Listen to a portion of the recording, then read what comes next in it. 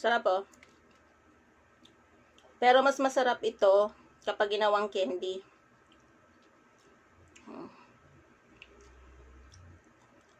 Maraming luto ang pwedeng gawin dito.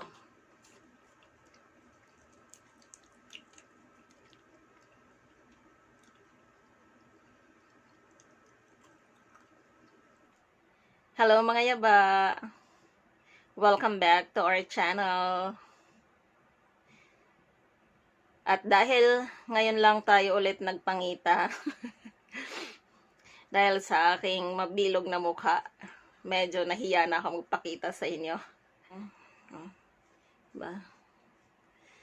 Mayroon tayo dito maraming pili. Tawag nito sa Bicol baduyo. So, ano na siya, natanggal na siya sa shell ng pili. Pero ipapakita ko sa inyo ng konti kung paano tanggalin yung shell ng pili. Kung paano natin makukuha yung ganito. Ayan. So, malalaki siya kasi laki halos ng hintuturo ko. Imagine kung gaano kalaki ang hintuturo ko, mataba ako, di ba? Meron ako ditong ilang piraso ng pili. Lagting, kung tawagin sa amin. Yung natanggalan na siya ng balat at laman. Paano bang balat at taba? Ang dami kasing layers ng pili. So, ang ipapakita ko sa inyo ay yung shell bago makuha ito.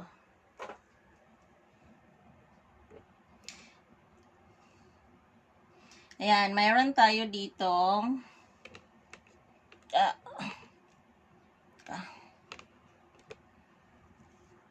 ayan, so para makita natin mabuti ito, tinagpan ko yung wallpaper ko doon na bricks. Tinagpan ko ng black na tela. Ito yon.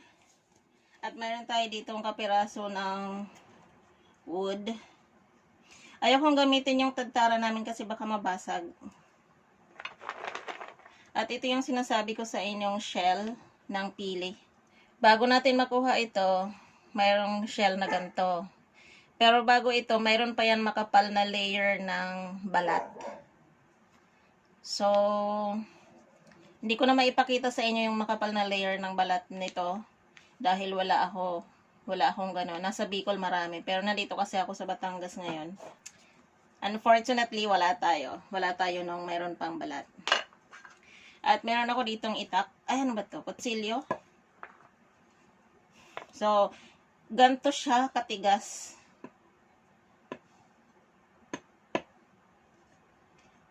Yan o. Kailangan gitnang-gitna yung puputulin natin para ano. Tapos medyo naka-slant yung ating kutsilyo kasi pag straight na ganyan, automatic mapuputol yan. So, kailangan may stopper tayo. Dapat nga may rubber dito. Tsinelas, ganon. Kapirasong sirang tsinelas para magbabounce yung dulo ng ating kutsilyo or ng itak. So, ang hawak, dapat yung kamay ninyo hindi tumatabingi kasi baka mamaya yung daliri ang maputol. Diba? Ganon siya katigas. So, ayan, naputol na siya, mga yaba. Ayan ang itsura niya. Yan yung shell. At ito yung laman. So, dapat nabilad ito sa araw, yung shell, para tuyong-tuyo at yung laman niya sa loob hindi nakadikit doon mismo sa shell. Kasi kung hindi, kunyari pagkapitas mo, tapos tinanggalan mo to ng makapal na balat, tapos puputulin mo ng ganito, itong laman na to, nakadikit siya dito masyado sa shell. So, kailangan ibilad sa araw. Okay?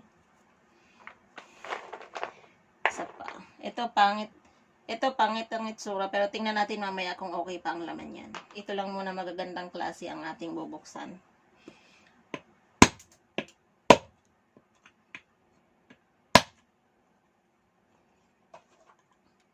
Ayan, medyo tumabingi yung aking pagputol.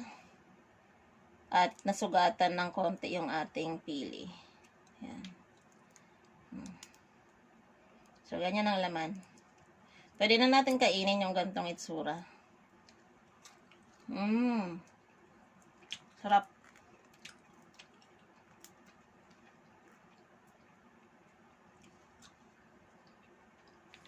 Tingnan natin to kung maayos pa ang laman. Buksan natin.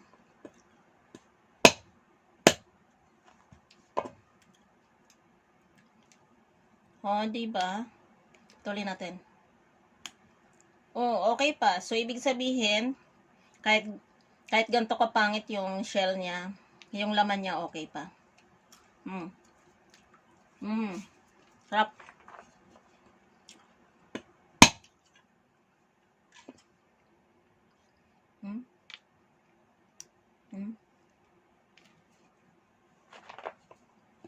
Isa pa? Minsan hindi siya kaya ng isang taga lang. Ito na putol. So, kailangan yung pulso mo dito steady lang. Kasi pag hindi, yan, mapuputol yung laman. Kainin na natin.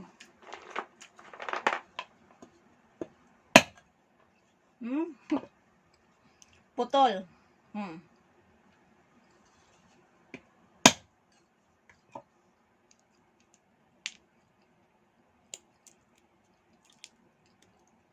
Hirap, di ba?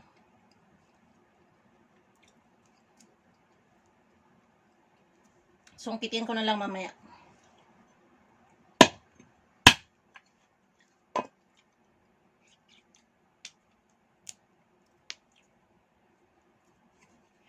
Ayan mga yaba, hanggang dito na lang muna ang ating video. Maraming salamat sa inyong panonood. Hanggang sa muli.